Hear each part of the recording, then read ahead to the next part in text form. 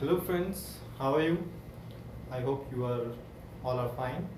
So आज शुरू करते हैं हमारी सेकेंड वीडियो अकाउंटेंसी के साथ। इसमें हमारे लास्ट वीडियो में हमने डिस्कस किया था हमारे अकाउंटेंसी के सिलेबस के बारे में कि कौन सी यूनिट कितने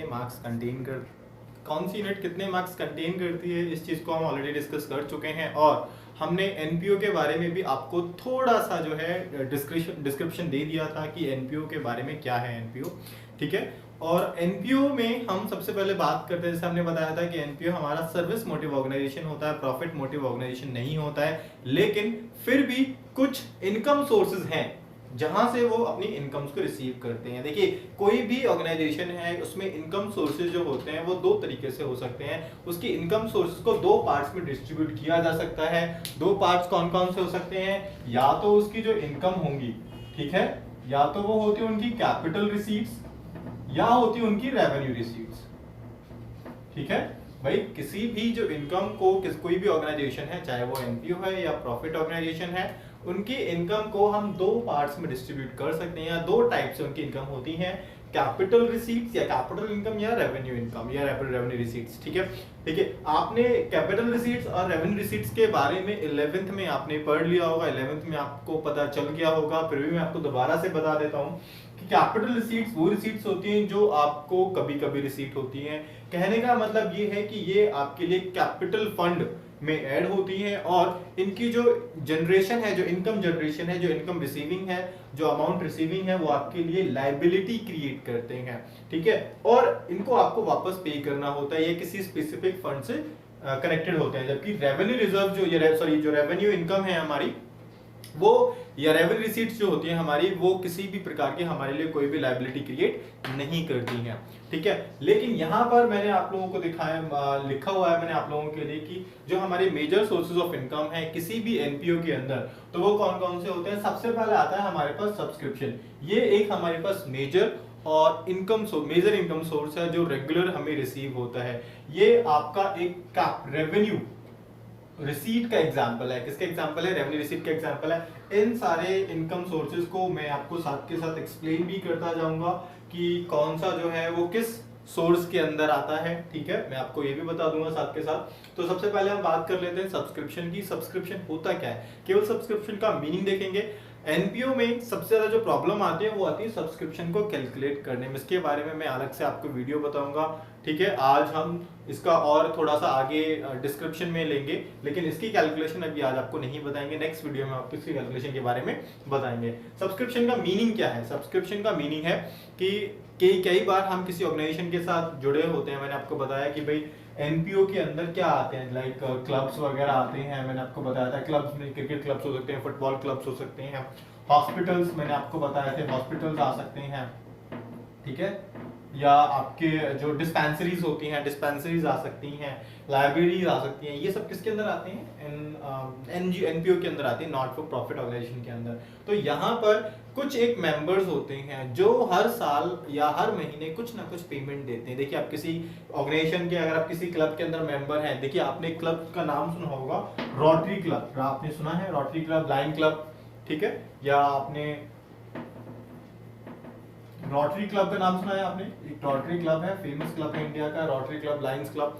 तो ये क्या है? ये क्लब है, यहाँ पे जो मेंबर्स हैं, ठीक है, ये लोगों के वेलफेयर के लिए काम करते हैं। तो ये क्लब में क्या होता है कि जो लोग मेंबर्स बने हुए हैं, जिन लोगों ने आपस में मिलकर के इन क्लब को बनाया हुआ है, वो क्या करते हैं, वो हर मंथ यानी कि एवरी मंथ क्या करते हैं, एवरी मंथ जो है वो लोग कुछ पेमेंट देते हैं, जिसको क्या कहा जाता है? सब्सक्रिप्शन कहा जाता है। देखिए, अगर आप, जैसे कि हम बात करें कि आपने जो है जियो का या आपने हॉटस्टार का सब्सक्रिप्शन लिया हुआ है, तो इसका मतलब क्या? आप ईयरली बेसिस कुछ पेमेंट कर रहे हैं। तो उसी तरीके से जो क्लब के मेंबर्स होते हैं वो ईयरली बेसिस पे या मंथली बेसिस पे कुछ एक अमाउंट जो है वो पेमेंट करते हैं। सपोज टू बी, मान के चलिए एक लाइब्रेरी है और लाइब्रेरी के अंदर 500 मेंबर्स हैं। कितने मेंबर्स हैं? 500 मेंबर्स हैं और हर एक मेंबर 100 रुपीज देता है। कितना देता है? हर एक मेंबर 100 रुपीज देता है। तो ईयरली इनकम कितनी हो जाएगी उसकी? ईयरली इनकम हो जाएगी 50,000। ईयरली इनकम किसकी है? ये एक एनपीओ की, ये एक लाइब्रेरी की इनकम है, ईयरली इनकम है, जो उसे 500 मेंबर से ईयरली कितना मिलता है, 100 रुपीज उन्हें पे करना पड़ता है। ठीक है, तो ये क्या है, हमारा सब्सक्रिप्शन आता है। क्या होता है, ये सब्सक्रिप्शन होता है। इसे हमें कैलकुलेट करना पड़ता है और कैलकुलेशंस में कुछ कॉम्प्लिकेशंस होती हैं जिन्हें हम बाद में सॉर्ट आउट करेंगे, सॉल्व करेंगे, डिस्कस करेंगे डिटेल में। सेकंड नंबर पर आते हैं हमारे डोनेशंस। क्या आते हैं, डोनेशंस। डोनेशंस अब जैसे पता चल रहा है आपको नाम से ही कि कोई क्लब को कोई डोनेट करके जा रहा है कुछ भी, तो किस में आएगा, डोनेशंस में आएगा। डोनेशंस भी दो तरीके के होते हैं, या तो होते हैं वो जनरल डोनेशंस या होते हैं वो स्पेसिफिक डोनेशंस। ठीक है, अगर हम बात करें जनरल डोनेशंस की, तो जनरल डोनेशन से मतलब क्या है, जो आपको किसी स्पेसिफिक पर्पस के लिए डोनेशन नहीं दिया जाता। ठीक है, आप किसी क्लब में गए और क्लब में जाकर के आपने जो है 500 रुपए डोनेट कर दिए। ठीक है, तो वो क्या है, वो एक जनरल डोनेशंस में आएगा। और जनरल डोनेशंस जो होते हैं वो हमारे रेवेन्यू रिसीट्स का पार्ट होते हैं। किसका पार्ट होते हैं, रेवेन्यू रिसीट्स का पार्ट होते हैं। जबकि अगर वही डोनेशन स्पेसिफिक है, स्पेसिफिक से मतलब किसी एक पर्टिकुलर पर्पस के लिए डोनेट किया जा रहा है, तो वो क्या होंगे, स्पेसिफिक डोनेशंस होंगे। स्पेसिफिक डोनेशंस एग्जांपल जैसे आपको पता चल जाएगा कि कोई आपको जो है बुक्स के लिए देके जा रहा है, जैसे मान के जो बुक्स के लिए आपको कोई फंड डोनेट करके जा रहा है, या वो ये कह रहे हैं कि भाई आप एक रूम जो है आप बनवा लीजिएगा, बिल्डिंग डोनेशन एक तरीके से हो सकता है। या वो कह रहे हैं कि भाई आप एक किसी कोई क्लब है, तो क्लब में आपको जो है स्पोर्ट्स मटेरियल के लिए आपको डोनेशन दे करके जा रहे हैं, तो वो क्या होंगे, वो आपके लिए स्पेसिफिक डोनेशन होंगे। क्या होंगे, स्पेसिफिक डोनेशन होंगे। और ये हमारी किस तरीके की रिसीट्स होती है, ये हमारी एक कैपिटल रिसीट्स होती है। क्या होती है, हमारी एक कैपिटल रिसीट। अगर डोनेशन सिंपल है, ओनली डोनेशन है, तो जनरल डोनेशन, और वो किसका पार्ट है, रेवेन्यू रिसीट्स का। अगर डोनेशन के आगे स्पेसिफिकली आपको बताया गया है कि ये डोनेशन स्पेसिफिक पर्पस के लिए है, जैसे कि मान के चलिए हो सकता है कि बिल्डिंग डोनेशन आपको दिया हो, तो ये बिल्डिंग डोनेशन क्या है, आपके लिए एक कैपिटल रिसीट्स है। और कैपिटल रिसीट्स आपको पता है कहां शो की जाती है, बैलेंस शीट के अंदर। ठीक है, तो ये आपके लिए क्या है, एक कैपिटल रिसीट है। बात करें एंट्रेंस फी की, नेक्स्ट जो आपकी इनकम सोर्स है। ठीक है, एंट्रेंस फी को लेकर के कुछ अजम्पशंस हैं, उनको हम बात कर लेते हैं। एंट्रेंस फी क्या होती है, देखिए आप किसी ऑर्गेनाइजेशन के अंदर कभी एंटर करते हैं तो आपको कभी कभी एक एंट्रेंस फी पे करनी पड़ती है। कभी कभार वो 5 रुपए होती है, ठीक है, कभी वो 10 रुपए है। तो ये जो छोटे छोटे अमाउंट्स होते हैं ये एंट्रेंस फी होते हैं। किसी ऑर्गेनाइजेशन में एंटर करने के टाइम पे अगर आपको कुछ पेमेंट करना पड़ रहा है तो एंट्रेंस फी है। जैसे कि आप कभी आप जू में जाते हैं, चिड़ियाघर में जाते हैं, तो आपको एंट्री करने के लिए हर बार आप जब आप एंटर करते हैं तो आपको जो है पेमेंट करना पड़ता है, एंट्रेंस फी आपको पे करनी पड़ती है, तो वो क्या होती है, एंट्रेंस फी है। अब एंट्रेंस फी जो मान के चलिए 5 रुपए है, मान के चलिए, तो एंट्रेंस फी अगर 5 रुपए है तो अगर आपका पूरे साल में कितना रिसीव हुआ, मान के चलिए 5000 रिसीव हुआ, कितना रिसीव हुआ, 5000 रिसीव हुआ। एंट्रेंस फी अगर साइलेंट है, यहाँ पर कुछ केसेस होते हैं, केसेस का मतलब ये है कि आपको नीचे इंफॉर्मेशन गिवन होती है कि एंट्रेंस फी को आपने कैपिटल रिसीट मानना है या नहीं मानना है। अगर कैपिटल रिसीट मानना है तो पूरा का पूरा 5000 जो है वो कैपिटल रिसीट माना जाएगा और बैलेंस शीट में शो किया जाता है। और अगर नहीं माना जाता, उसको केस साइलेंट है, उसको कुछ नहीं कहा गया है, तो जो एंट्रेंस फी होती है उसे हम मानते हैं एक रेवेन्यू रिसीट्स। क्या मानते हैं, रेवेन्यू रिसीट्स मानते हैं। कई बार क्या होता है, इस पेमेंट को पार्टली भी वो रेवेन्यू रिसीट्स मान लेते हैं। क्या मान लेते हैं, पार्टली से मतलब है मेरा कि 5000 में से वो ये कह देते हैं कि भाई हम 40% को तो जो है वो रेवेन्यू मान लेते हैं और 60% को मान लेते हैं कैपिटल रिसीट्स। तो अकॉर्डिंगली हमें ट्रीटमेंट करना पड़ता है इसका। आई बात समझ में, अगर गिवन है कि भाई हम 40% अमाउंट को हम क्या मान लेते हैं, रेवेन्यू रिसीट्स मान लेते हैं, और 60% को क्या मान लेते हैं, हम लोग कैपिटल रिसीट्स मान लेते हैं। तो अकॉर्डिंगली हमें इसको पेमेंट को कैलकुलेट करना पड़ता है, डिवाइड करके हमें अलग अलग अकाउंट्स में ट्रांसफर करना पड़ता है। ठीक है, बात करते हैं नेक्स्ट हमारे पास है लाइफ मेंबरशिप फी। जैसे नाम से ही पता चल रहा है, लाइफ मेंबरशिप फी यानी कि पूरी लाइफ में एक बार दिया जाने वाला। अगर आप किसी ऑर्गेनाइजेशन में कोई मेंबर बनना चाहते हैं और वहां पर कोई लाइफ मेंबरशिप फीस है तो आप उस लाइफ मेंबरशिप फी को पेमेंट कर देते हैं। तो लाइफ मेंबरशिप फी से मतलब क्या है, लाइफ मेंबरशिप फी से मतलब है कि आप वन टाइम पेमेंट कर रहे हैं, और वन टाइम पेमेंट का मतलब है ये आपकी किस तरीके की इनकम हो गई, ये आपकी इनकम हो गई, आपकी कैपिटल रिसीट इनकम हो गई आपकी। देखिए क्या है कि एक कैपिटल रिसीट इनकम है। तो लाइफ मेंबरशिप फी यानी कि आपको पूरी लाइफ में एक बार आपको पे करना पड़ता है किसी भी ऑर्गेनाइजेशन में, किसी भी एनपीओ में या नॉन प्रॉफिट ऑर्गेनाइजेशन जो होती है उसके अंदर मेंबर बनने के लिए। ठीक है। बात करें लेगेसी की, नेक्स्ट जो पॉइंट आता है इसके अंदर क्या आता है, लेगेसी हमारा एक नेक्स्ट इनकम सोर्स है। लेगेसी से क्या मतलब है, देखिए लेगेसी क्या है, लेगेसी एक ऐसा इनकम सोर्स है जो कोई डिसीज्ड पर्सन होता है तो वो ऑर्गेनाइजेशन के नाम पर कर देता है, ऑर्गेनाइजेशन के नाम पर कोई डिसीज्ड पर्सन जो होता है वो कुछ अमाउंट कर देता है, कोई प्रॉपर्टी है या कुछ कोई अमाउंट है या कुछ बॉन्ड्स हैं, शेयर्स हैं, वो सब कुछ। तो उसमें भी दो इन्होंने लास्ट ईयर तक क्या था, लेगेसी को केवल कैपिटल रिसीट माना गया था, ठीक है। लेकिन इस बार जो है उन्होंने कहा है कि भाई एनसीईआरटी के कुछ क्वेश्चंस में उन्होंने दिया है कि भाई एनसीईआरटी को फॉलो करते हुए लेगेसी को उन्होंने दो अलग अलग उन्होंने सोर्सेज दिए हैं, ठीक है। किस तरीके से, एक बार तो जब उस लेगेसी की अमाउंट को किसी स्पेसिफिक पर्पस के लिए ना दिया गया हो तो वो जर्नल लेगेसी मानी जाएगी, और जर्नल लेगेसी के अंदर जो अमाउंट है वो कहां जाएगा, रेवेन्यू रिसीट्स माना जाएगा। क्या माना जाएगा, रेवेन्यू रिसीट माना जाएगा। और अगर वहीं लेगेसी को अगर स्पेसिफाई किया गया, स्पेसिफिक लेगेसी है, जैसे कि डोनेशन का मैंने आपको बताया था कि डोनेशन स्पेसिफिक डोनेशन है, बिल्डिंग डोनेशन, उसी तरीके से तो लेगेसी को भी अगर स्पेसिफिक किया गया है तो वहां पर उसी को क्या माना जाएगा, कैपिटल रिसीट माना जाएगा। अगेन जैसे कि बिल्डिंग डोनेशन था उसी तरीके से लेगेसी को भी स्पेसिफिक किया जा सकता है, बिल्डिंग के लिए, इंप्लीमेंटेशंस के लिए, टेक्नोलॉजी अपडेशन के लिए, बुक्स के लिए या ग्राउंड के लिए, ठीक है। तो नेक्स्ट आता है हमारे पास इंडोमेंट फंड। इंडोमेंट फंड क्या है, दिस इज द बिक्वेस्ट और गिफ्ट। ये क्या है, एक बिक्वेस्ट और गिफ्ट है। अगेन बिक्वेस्ट और गिफ्ट तो है लेकिन कभी कभी रिसीव होता है, कैपिटल रिसीट है एक हमारी, क्यों है, क्योंकि हमें कभी कभी रिसीव होता है। और ये बिक्वेस्ट और गिफ्ट जो होते हैं वो स्पेसिफिक पर्पस के लिए हमें मेंशन होते हैं। किसके लिए होते हैं, ये भी स्पेसिफिक पर्पस के लिए होते हैं। जितना भी हमारा स्पेसिफिक पर्पस के लिए है तो वो सब हमारे किसके अंदर आते हैं, वो सब हमारे कैपिटल रिसीट्स के अंदर आते हैं, ठीक है। इसके अलावा हमारे पास और कौन कौन से सोर्सेज हैं, देखिए जो इनकम सोर्सेज है वो क्या है, इनकम सोर्सेज में और क्या आ सकता है। देखिए एक्सपेंडिचर जो होते हैं वो हर एक ऑर्गेनाइजेशन में ज्यादातर सेम ही होते हैं। देखिए जैसे मान के जो सैलरी है, इलेक्ट्रिसिटी बिल है, वेजेस हैं, ठीक है, और क्लीनिंग एक्सपेंसेस हैं, रिफ्रेशमेंट एक्सपेंसेस हैं, ठीक है, वो सब ज्यादातर ऑर्गेनाइजेशन के अंदर सेम होते हैं। कुछ एक चेंजेस होते हैं जो ऑर्गेनाइजेशन के नेचर के अकॉर्डिंग होते हैं, लेकिन इनकम हर एक ऑर्गेनाइजेशन के अंदर अलग अलग होती है। इसमें हम नेक्स्ट इनकम जो सोर्स मैं आपको बता रहा हूँ वो क्या हो सकता है, वो होता है सेल ऑफ ओल्ड एसेट। क्या आता है, सेल ऑफ ओल्ड एसेट। तो ये भी हमारी क्या है, एक कैपिटल रिसीट है। भाई हम अपने पुराने एसेट्स को बेच रहे हैं तो वो क्या है, हमारी एक कैपिटल रिसीट्स है, ठीक है।